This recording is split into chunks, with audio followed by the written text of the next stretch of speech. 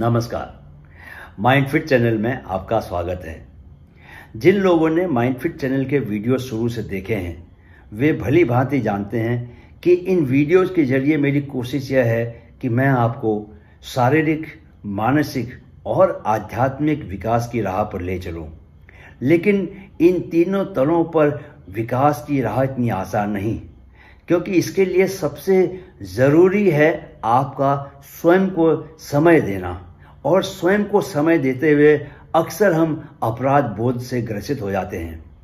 इसलिए आज मैं आपको शिवानी दीदी की कुछ खास बातें सुनाने जा रहा हूं, जिन्हें सुनने के बाद हो सकता है कि आप अपने अपराध बोध से बाहर निकलें। क्योंकि जब तक आप अपने अपराध बोध से बाहर नहीं निकलेंगे और स्वच्छंद होकर स्वयं पर काम करना शुरू नहीं करेंगे, तब तक आप दूसरों पर भी काम नहीं कर पाएंगे। बात बिल्कुल सीधी है। जब तक आप खुद ताकतवर नहीं बनते, आप दूसरे को ताकतवर नहीं बना सकते। अपने ही ऊपर ध्यान देने को लेकर शिवानी दीदी जो तर्क पेश करती हैं, मुझे पूरा यकीन है कि शिवानी दीदी की ये बातें सुनने के बाद आप बिना किसी अपराध बोध के अपने स्वयं के ऊपर ध्यान देना शुरू कर पाएंगे। तो चलिए आपको अपने अपराध बोध से बाहर निकालने के लिए सुनते हैं शिवानी दीदी की ये बातें। जब हमें उसका महत्व समझ में आता है, हम मेडिटेशन, ध्यान करते हैं, योगा प्राणायाम करते हैं, रोज सुबह आध्यात्मिक अध्ययन करते हैं, वो हम क्यों करते हैं, ये अगर हमें समझ में आ जाए कि ये हम क्यों करते हैं, ये करने से हमारी मन की इम्यूनिटी सिस्टम और शरीर की इम्यूनिटी सिस्टम दोनों सही रहती है। क्योंकि हाँ, कोविड एक एपिडेमिक था, तो उस समय सबसे ज्यादा हमें इम्यूनिटी का बहुत ज्यादा ध्यान था कि हमें अपनी इम्यूनिटी को बढ़ाना है।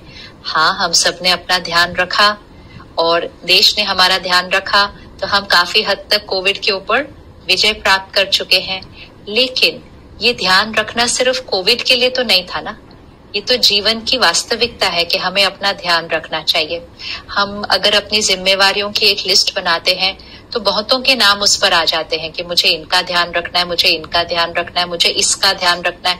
हम अपनी गाड़ी स्कूटर का भी बहुत अच्छे से ध्यान रखते हैं, हम अपने घर का भी ध्यान रखते हैं।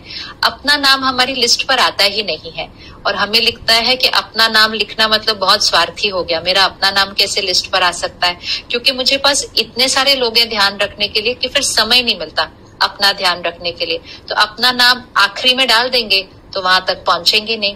तो एक बार हमने एक ऑर्गेनाइजेशन में, ऐसे ग्रुप में वर्कशॉप थी, तो उनसे पूछा हमारी प्रायोरिटी लिस्ट क्या होती है जीवन की। तो किसी ने कहा वर्क, फैमिली, सेल्फ, तो काम, परिवार और फिर खुद के लिए। अब ये जो प्रायोरिटी लिस्ट है ये हम में से बहुतों की बन चुकी है कि सबसे ऊपर काम, दूसरा परिवार और तीसरा खुद। अब काम इतना समय ले लेता है, थोड़ा सा जो घंटे बचते हैं वो परिवार के लिए होते हैं, तो वो तीसरे तक तो हम पहुंचते ही नहीं है।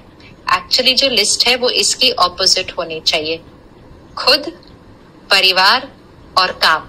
अब ये लगता है कि ये बहुत स्वार्थी है, लेकिन जब ये लिस्ट बनती है इसका मतलब ये नहीं कि हम 10 घंटे खुद को देंगे, 8 घंटे परिवार को देंगे, 2 घंटे खुद काम को देंगे, ऐसा नहीं।